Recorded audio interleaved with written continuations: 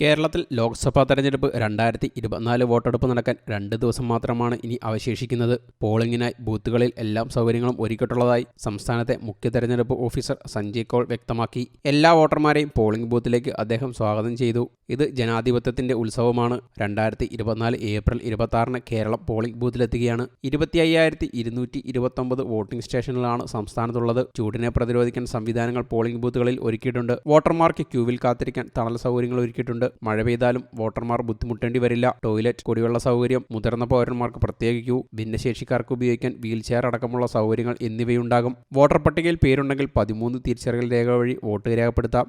Vote ചെയ്ത എല്ലാവരും ജനാധിപത്യ വ്യവസ്ഥയെ ശക്തിപ്പെടുത്തണമെന്നും സഞ്ജയ് കൗൾ IAS വീഡിയോ സന്ദേശത്തിൽ പറയുന്നു. 26th of April 2024, the day when Kerala goes to poll in the 18th Lok Sabha,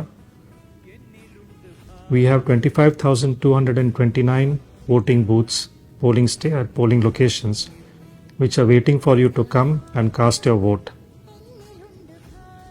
This is a festival of democracy. The polling booths are ready with all facilities to make your visit enjoyable. In case it is hot, weather is hot, don't worry. We have shaded areas where you can wait for your turn to come. If it is raining, we have sheds where you can wait comfortably. We have drinking water facilities, we have toilets. For our older aged electors, we have separate queues. And for parents who come with kids, we have creches where the kids can spend time up to the time you finish your voting. Our friends who are with some disabilities, you are there being welcomed with explicitly different facilities like ramps, wheelchairs. So be there. The polling booths are ready for you to vote.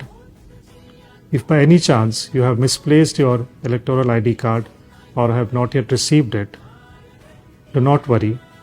Ensure that your name is there in the electoral roll. If your name is there in the electoral roll, you have the right to vote.